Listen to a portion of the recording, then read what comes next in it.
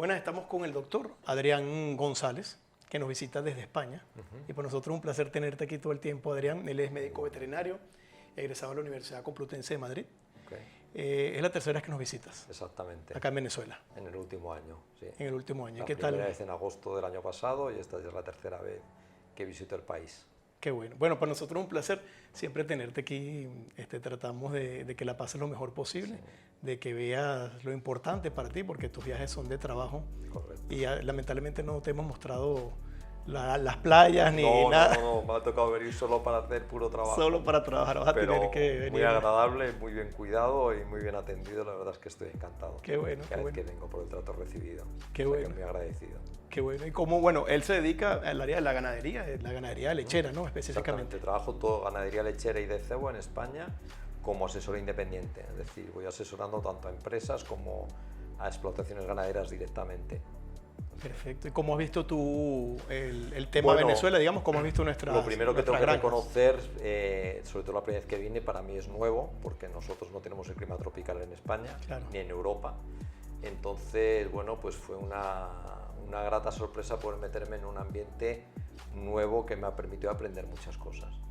Eso es lo primero que creo que cualquier persona que venga de otro país que no sea del trópico tiene que reconocer, que se va a enfrentar a una serie de circunstancias novedosas y que todo lo que podamos intentar aplicar aquí tiene que estar cribado por esa nueva circunstancia. Y con esto quiero dejar claro que evidentemente yo no puedo venir aquí a recomendar exactamente lo mismo que hago en mi país porque no tiene nada que ver ni la raza, ni el clima, ni nada parecido. Pero si buscas los puntos comunes que son básicos a cualquier tipo de rumiante y con eso te vas adaptando. Normalmente tú estás solo operas en Europa, digamos, los países de la comunidad, sí, o también vas a Asia. Exactamente, no, me quedo solo en la zona europea, que tiene un clima muy característico continental. Sí que un ambiente es muy caluroso en determinados meses del año, pero no con tanta humedad, entonces esto es bastante diferente. Y luego el tipo de razas, tanto de carne como de vaca, es completamente distinto, hay mucho ganado mestizo, las instalaciones lógicamente son diferentes, entonces de alguna manera tienes que adaptarte lógicamente en lo que ves y las recomendaciones que puedes dar. De hecho, yo cuando llegué aquí la primera vez me facilitaron mucho el trabajo porque fuimos muy honestos por todas las partes de que yo les iba a dar recomendaciones de acuerdo a mis conocimientos de ganado en general, y es aplicable a todo el mundo. Realmente cuando uno se pone a trabajar con ganado te das cuenta de que la base del mamífero es exactamente la misma y lo que tienes que hacer es adaptar el conocimiento a las circunstancias de cada país. Y eso es lo bonito de lo que me estoy encontrando con Venezuela, que uno va haciendo recomendaciones y va viendo que se va compenetrando con la ganadería y los resultados van saliendo, que es lo bonito del trabajo. Por ejemplo, en todas estas visitas, bueno, has visto granjas, has repetido granjas también, ¿no? Granjas también. ¿Tú qué, en resumen, digamos, qué recomendaciones diste en esa primera visita? ¿Qué viste luego en la segunda y qué estás viendo ahora en tu tercera visita a nuestro país? Yo lo que al principio siempre captas información de lo que estás viendo y luego lo tienes que procesar, razonar y buscar cuál es el objetivo real en cada momento de la ganadería, ¿okay? En este momento la situación de Venezuela es una situación económica compleja, como pasa muchas veces en Europa también, donde el ganadero tiene que intentar obtener el máximo de rendimiento productivo de su finca y de sus animales a un coste lo más bajo posible. Lo primero que vi, que les recomendé y que ellos estaban de acuerdo conmigo, es que lógicamente tienes que tender a suplementar los animales, tanto cebo como leche, con aquellos productos de aquí, que se produzcan baratos aquí, que te permita un suplemento adecuado para un coste bastante inferior a todos los niveles, desde los niveles de energía, de proteína como de minerales. Todo siempre exactamente bien cubierto. Pero eso lo dices porque al principio viste que no estaban, o sea, que estaban tratando de alimentar con cosas que no son típicas de acá. Y sobre todo que no estaban suplementando, porque como los productos estaban tan caros, la harina de soya, el maíz molido, son materias primas que se habían encarecido tanto, el ganado lo que estaba haciendo era no suplementar directamente, con lo cual el rendimiento productivo de los animales se le había bajado muchísimo. El caso más llamativo es el vacuno lechero. ¿Por qué? Porque en el vacuno lechero, al día siguiente que tú le recortas el suplemento, ves el rendimiento en el tanque de producción porque te baja la leche. ¿Okay? Y entonces, sobre todo en ganaderías que vi que ya estaban intentando especializarse más, con razas más especializadas en la producción de leche en el trópico, pues automáticamente que reduces la suplementación, la producción de leche baja. Y entras en una dinámica que la hemos vivido mucho allí, que cuanto más recortas todo el animal, más te deja de producir. Y al final es una dinámica muy negativa que te puede llevar al cierre del negocio porque no cubres con lo que produces los gastos mínimos de explotación. Entonces lo primero fue, me dice, ok, se puede suplementar porque hay calidad genética tanto en cebo como en leche para poder suplementar y obtener rendimiento, pero ese suplemento tiene que ser con materias primas relativamente económicas que me rindan lo que estoy esperando de ellas. Y el uso de minerales, ¿cómo lo has visto acá en el país? O sea, evaluando todo, la presencia o la ausencia. Porque normalmente hay ausencia de minerales. En aquellos sitios donde se está aportando minerales son minerales suplementados a libre disposición, con poco control por el sistema de manejo que hay y una gran diversidad de minerales. Entonces yo lo que les insistía es que tienen que comprar los minerales en aquellos sitios que tengan una gran confiabilidad del suplemento que se les está aportando. Por ejemplo, me di cuenta rápidamente que aquí los minerales se basan fundamentalmente en el contenido de fósforo que tienen los minerales. ¿Por qué? Porque es un elemento fundamental para asegurar el ritmo metabólico y asegurar una muy buena fertilidad de los rebaños, tanto de carne como de leche. Pero claro, el problema del fósforo es que hay muy diferentes fuentes de fósforo. Hay unas que son caras, que son las purificadas, que son el fosfato bicálcico, el fosfato monocálcico, pero hay una fuente muy barata que es el fósforo de roca, el nativo, digamos, que se asimila muy poquito. Claro. ¿Qué ocurre? Y aparte va con muchas impurezas. Entonces, claro, en determinados minerales la etiqueta te puede poner que lleva un 15% de fósforo, pero es un fósforo que no se asimila y que lleva impurezas, y eso crea muchos problemas. Claro. Entonces yo les dije, por supuesto, hay que cubrir requerimientos sin minerales, porque es tan importante como la proteína como la energía, pero tiene que ser de una fuente muy confiable de mineral. Alguien que se dedique a esto y que no solo te venda un mineral compensado en los diferentes microelementos y en fósforo y en calcio y en magnesio, sino que las fuentes sean de calidad, que eso es fundamental. Es como el comprar un alimento balanceado que pone un 18% de proteína y no es lo mismo que proceda toda la proteína de la soya o que proceda toda la proteína de la urea. Yo voy a poner en etiqueta el mismo nivel, pero no tiene nada que ver un producto con otro. Entonces hay que comprar en aquellos sitios que tengamos confianza en que tienen la calidad suficiente para tener rendimientos. Excelente. Bueno, eso, fíjate que yo no estaba al tanto de que eso sucedía. La costumbre que tenemos acá en Venezuela es que vemos, eso pasa en todo, no solamente en los minerales, también en los alimentos. En todo. Vemos la cantidad de proteína, grasa y vamos, esto es lo que colocamos. Luego vemos precio. O al revés, algunos ven primero precio y luego ven si de verdad contiene los niveles que necesita. Pero lo de las materias primas, muy interesante. Es muy importante, Luis, porque lo que vimos claramente es que a la hora de empezar a utilizar sus productos ya en el segundo viaje, claro, yo empecé a decirles, vale, para la próxima vez que venga me gustaría tener un abanico de subproductos. ¿Con cuál trabajabas? ¿Cuáles minerales sugeriste? ¿Los de Revex? Yo trabajo con la compañía Revex, que es la compañía que me invitó a mí a todos estos viajes de Venezuela, que ya los conocí en Europa, sé la trayectoria que tienen, es una compañía de muy buena calidad. En Venezuela, pues uno de los mejores también laboratorios. Yo diría que el mejor laboratorio venezolano que tenemos en la actualidad es ese. Tiene una cosa que para mí es fundamental en una compañía de minerales, y es que tiene su propio laboratorio de análisis de materias primas, en dos vías.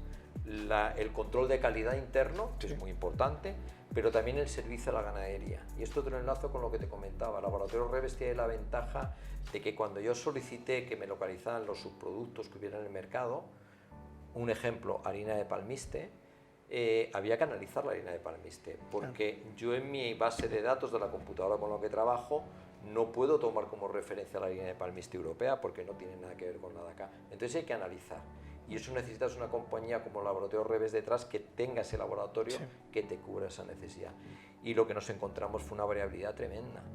Y nos permitió ganar la confianza de determinados clientes porque se dieron cuenta de que al cambiar una materia prima con otra dejaban de tener problemas, los animales producían más y eso da confianza y seriedad. Y de alguna manera es la base del trabajo de lo que yo hago de nutricionista, que es ver los animales, qué necesidades tienen, analizar las materias primas disponibles y casar esos aportes con esas necesidades para llegar a la máxima producción. Excelente. Yo recuerdo, no sé si fue el primero o el segundo viaje que tú hiciste, visitamos una finca, la finca de Ricardo. Sí. Y hubo un cambio en lo que eran las heces de los animales. Sí. ¿Por qué es tan importante ese cambio? ¿Qué es lo que te dice a ti como experto ese cambio? Al final en el caso del ganado lechero, que es lo que tiene Ricardo, fue muy bonito porque tiene una finca muy buena, tiene unas grandes instalaciones, muy buen ganado Carora, con base Carora. Y él maneja muy bien la finca y la alimentación y además le gusta mucho. Sí. Y conversando con él, lo que yo le dije, mira, en vacas de leche la ración es fundamental y lo que nos da la información de cómo está el ganado es la condición corporal, cómo tiene el pelo y cómo es el estiércol de esas vacas, para ver cómo digiere la comida que le estamos dando y si esa comida cubre las necesidades en producción de ese rebaño. Entonces yo lo que me di cuenta es que tenía un cierto diferencia en el manejo que hacemos nosotros con lo que hacía él, modificaba mucho las raciones en función de la producción que está encontrando en el tanque y yo lo que le dije, mira, es fundamental mantener una ración lo más estable posible, es fundamental mantener una base forrajera muy constante en el rebaño, ¿vale? No toda la leche se produce a partir de suplemento alimenticio, de alimento balanceado, sino todo lo contrario. Tienes que aumentar tu calidad de pastura dentro del carbon feed que él utiliza y suplementar de acuerdo a las necesidades que tienen los animales con la harina de maíz, con la harina de soya, con los ingredientes que él pudiera tener. Y cuando equilibramos esa ración en los valores de forraje concentrado y él ajustaba el consumo de las vacas en función de lo que realmente están comiendo, pero sin tocar la ración, la diferencia muy sustancial, se estabilizaron, el rumen trabajaba mejor y la producción de leche fue un aumento, que es lo que él al final ve, claro, lógicamente. Bueno, muchas cosas. Afortunadamente yo estuve contigo en la primera visita, en la que hicieron ustedes ayer, pues no me escapé. Exactamente. Pero me enteré muy tarde. La de ayer me enteré, cuando escribo, eran las 8 de la mañana, ya se habían ido, por supuesto. Pero en la primera visita tuviste un sistema que se está repitiendo un poco en la ganadería venezolana, que son esos cuartos de refrescamiento para el ganado. Sí, sí. ¿Eso ya lo habías visto en alguna otra parte? ¿O es algo que...? El cuarto de lo utilizamos muchísimo en España, porque al final lo que nos hemos dado cuenta que el estrés de calor, que es lo que sufrimos en todos los países con calor, la única manera de combatirlo, lo primero es con ventilación, es decir, los ventiladores de aire que muevan el aire caliente y lo expulsen, porque el aire caliente se va hacia arriba y hay que expulsarlo de las naves donde está el ganado, combina muy bien con mojar a la vaca. No con pulverizarlo, es decir, lo que no podemos hacer es pulverizar agua en un rebaño porque se aumenta la humedad relativa, que es lo que hace que el animal no pueda respirar adecuadamente. Tú dices como lo que hacen en los viveros. Exactamente. En el invernadero, eso no. No, porque lo que haces es aumentar la humedad relativa del ambiente. Lo que hay que hacer es mojar la vaca directamente, porque tú mojas la vaca, le mojas toda la piel, le mojas todo el lomo y con el aire estás llevándote el calor, estás dispersando el calor. Y eso es lo que mejor trabaja. Normalmente en las granjas europeas tenemos sistemas de mojar las vacas y tenemos ventiladores en las naves, en la zona de comedero incluso, pero el montaje es mucho más costoso porque tienes que poner mucha línea de agua en el comedero y tienes que poner muchos ventiladores. Y lo que estamos haciendo ahora, que es mucho más económico y funciona muy bien, es lo que puso Ricardo, que lo vimos en su granja, que es ponerlo en la sala de espera de la sala de ordeño. Claro. Entonces pones una serie de aspersores en la zona de arriba, en el techo, y cada X tiempo mojas las vacas, sueltas agua, cortas el agua y tienes los ventiladores funcionando. Y eso es un sistema que funciona perfecto porque al menos 2 veces al día estás refrigerando los animales. Claro. Además que estás matando, nosotros decimos estás matando 2 pájaros en un solo tiro, porque van caminando para allá, pero al mismo tiempo... Están confortables. Y se ve, porque es muy llamativo, que entran a la sala de ordeño con poca rumia porque tienen mucho calor y en el momento en que las refrigeras empiezan a masticar otra vez y ves como que ellas se van reviviendo de alguna manera. Entonces es un sistema que aquí trabaja muy bien, funciona muy bien y que yo lo recomiendo en todos los sitios donde se pueda poner. Es un sistema muy bueno. Y eso es lo que hace que al final pues las cosas van mejorando en la ganadería. Es decir, no solo hay que cuadrar la ración, que no es milagrosa, sino que luego en temas de manejo tienes que ir dando el confort al animal. Claro. Nosotros con todo el tema de los suplementos y la alimentación, digamos que el problema que yo veo es que no tenemos análisis de pastos. Correcto. No lo hacemos. Sí existe la tecnología y existen las empresas que lo hacen, pero no es una práctica frecuente en el ganadero venezolano. Entonces lo que hacen, o sea, se asumen que si el animal come, está nutrido. ¿Cuáles son tus recomendaciones? Bueno, cuando tú ves un animal, tú dices, mira, para que ellos se den cuenta rápidamente, si tienes esto, esto y esto y esto, el animal no está nutrido y las deficiencias son todas estas que... Normalmente es lo que te decía, cuando tú ves un rebaño de ganado, por la condición corporal, el pelo, cómo lo ves en su conformación normal, ya te da mucha información. Parece un poco magia, no es magia, realmente eso es como llevo tantos años y muchos colegas míos les pasa exactamente lo mismo. Es decir, los que nos dedicamos a esto llega un momento que la primera visión del ganado ya te dice mucho de cómo se encuentran. ¿Okay? Lo que pasa es que es verdad que es un tema empírico, no tienes una base científica para hacerlo. ¿Cómo trabajamos? Mientras actualizamos el laboratorio para conseguir el mayor número de nutrientes posible con el análisis de pasto, que es algo que haremos en el futuro cercano con seguridad porque nos hace mucha falta. Sí que es verdad que hay referencias bibliográficas de países tropicales de la zona que nos dan una cierta base, y hay muchos trabajos agronómicos que por la variedad de forraje que se está sembrando tienes una idea de la composición de esa planta en los principales nutrientes, principalmente proteína y energía.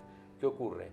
Que donde insistimos mucho es en la calidad de la pastura en cuanto a juventud del pasto. Okay. Porque un pasto cuanto más joven es, más riqueza tiene y sobre todo más digestible. La digestibilidad es lo que te marca la calidad de un forraje. Un forraje joven permite que la vaca o el ternero de cebo aproveche al máximo la fibra que tiene esa planta porque es su fuente natural de energía. Pero cuando ese forraje ya está muy crecido, muy pasado, como decimos nosotros, muy lignificado, el aprovechamiento energético es muy bajo. Entonces lo que haces es trabajar mucho con ellos, tanto en la variedad de pastura que están sembrando, como en el caso del cebo, que es muy llamativo, es en el manejo de los potreros. Es decir, mover los animales sin agostar el pasto para que tenga una juventud suficiente, para que tenga energía suficiente para cubrir las necesidades de nutrientes. ¿Vale? Mientras llegamos a la posibilidad de hacer una analítica muy sistemática de los pastos que estamos dando. ¿Okay? Es más fácil trabajar, en nuestro caso, lógicamente, porque segamos todos los pastos y los ensilamos en la granja. Tú dices allá en Europa. Exactamente, que aquí ya lo estamos haciendo. Sí, aquí, en el caso de Ricardo ya estamos ensilando maíz. Está muy bien preparado en cuanto a eso, tecnología y avances. Entonces, pero, por ejemplo, en la zona, no sé si llegaste a ir a la zona de Carora, que también es una zona de una gran cantidad de animales, ¿no? Sí. Allá lograste ver más o menos ese tipo de avances. Bueno, a la zona de Carora desgraciadamente todavía no he llegado porque me va a tocar ir esta semana. Yo pensé que había ido. Pero me han dicho que sí, que el manejo de las pasturas es muy bueno. Pero, por ejemplo, lo he visto en la zona de... en el oriente venezolano, que hay más ganadería de cebo, ¿vale? Que son un poco mixtas porque tienen algo ordeño, pero sobre todo ceban, y son extensiones de terreno muy grandes, y tienen potreros muy bien manejados. Incluso vi una explotación extraordinaria con un pivot muy grande, donde tenían un lote de cebo de 300 animales e iban moviendo las parcelas del pivot con los animales de tal manera que en un mes rotaban completamente. Wow. Y cuando llegaban al día 30 la primera parcela ya había rebrotado con muy buena calidad de pasto y sacaban muy buenos rendimientos en ganancia media diaria. Entonces el típico ejemplo que teniendo un buen forraje de semilla bien regado, bien mantenido y no dejando que el ganado lo apure al máximo, vas consiguiendo muy buen rendimiento con el pasto. No, excelente, pues eso no lo había visto todavía. Bueno, te tienes que adaptar, por eso te decía al principio que yo sé perfectamente que la base de la alimentación de un rumiante es la calidad de la pastura, tanto en leche como en carne, y tanto en Venezuela como puede ser en Alemania, en España, en Israel o en Australia. Es la base fundamental. Lo que tienes que hacer es conseguir ese objetivo adaptándote a lo que hay en cada país. Pero el principio básico es el mismo: calidad de pastura, buenos suplementos alimenticios, una buena base mineral, que es fundamental, que a la gente muchas veces se lo olvida y dice, no, yo di un buen aporte de proteína, y dice, ya vale, pero es que te falta también el calcio, el fósforo, el magnesio, el zinc, el manganeso, porque hay minerales que aunque son muy pequeñitos en proporción, parece que no cuentan, pero es que sí que cuentan, son fundamentales para que aprovechen todo lo demás. Y por ejemplo, en el uso de minerales, tanto los que son en polvo, digamos, Sí.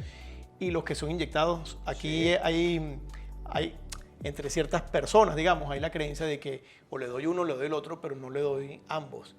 Tú como experto en nutrición, ¿cuál es tu recomendación? Bueno, yo lo tengo claro, yo creo que solo por manejo es mucho más fácil dárselos a través de la alimentación, pero es que además es mucho mejor porque estás aportando diariamente lo que le hace falta de minerales al animal, ¿vale? Es como si yo te dijera que una vez a la semana le voy a poner un chute de proteína por vía intravenosa. Dice, bueno, y los otros 6 días, ¿con qué lo alimento si no tengo proteína? Ahora bien, hay momentos en que los suplementos vitamínicos minerales inyectables son muy buenos, porque hay veces que nos hacen falta, ¿vale? Pongo por ejemplo que yo tengo un caso de que quiero reforzar un periodo reproductivo muy importante en mi granja porque hago sincronización o hago transferencia de embriones y me interesa suplementar con algo más de minerales sobre la base que tengo en la alimentación. Perfecto. O inyectables a base de selenio y vitamina E que utilizamos mucho en Europa para el tema de la retención de placenta porque me incrementa la inmunidad en un momento tan delicado al parto, como es el parto, que baja la inmunidad y yo le ayudo con un inyectable de minerales para reforzarlo. Entonces, no son incompatibles, pero cada uno hay que utilizarlo en la medida en que hay que utilizarlo. Claro, entonces vendría siendo como un complemento, saber cuándo usas uno, cuándo usas el otro. Pero nunca es uno en contra del otro, nunca. Yo creo que hay que saber manejar cada uno de los dos. En temas de producción lechera, por ejemplo, obviamente pues España tiene mayores o más cantidad de cabezas de ganado que Venezuela, pero la producción como tal, sí. ¿Cuál es lo común en España y cuál es lo común que tú has visto en Venezuela? A ver, he visto muchísima variabilidad. Yo les digo que es mucho más fácil hacer mi trabajo en España. ¿Por qué? Porque yo tengo una raza estable que es la Holstein. Porque ¿vale? Tienes una sola raza. La genética es estable. Entonces yo sé, la genética que tengo es muy estable, sabemos la producción que da. Es verdad que es muy exigente en alimentación, en manejo, en confort, pero la raza está ahí y es muy estable. ¿Qué me encontré en Venezuela? La diversidad infinita de razas que hay aquí, ¿vale? Mucho mestizo, ¿no? Muchísimo mestizo. Entonces, claro, el problema está en que en una misma explotación de 200 vacas de ordeño te puedes encontrar animales totalmente distintos, que no sabes realmente lo que te van a dar en producción. Claro. No lo sabes, porque hay animales que van desde los 10 litros de leche hasta animales que te pueden dar 35 litros de leche solo por raza. Y manejar eso no es fácil. Claro. Entonces, bueno, pues yo les explicaba cómo hacer lotes en arranque lactación, en media lactación, porque hay que retarle al animal a través de la alimentación y el confort a llegar a su máximo pico de producción. Y dando a todos de comer lo mismo, porque si tú a todos los manejas igual en los primeros 3 meses de lactación, tú estás retando al animal a que manifieste cuál es su capacidad productiva. Claro. ¿Okay? Y ahí ya puedes empezar a seleccionar tus mejores animales y luego decides con qué raza quieres seguir haciendo el mestizaje.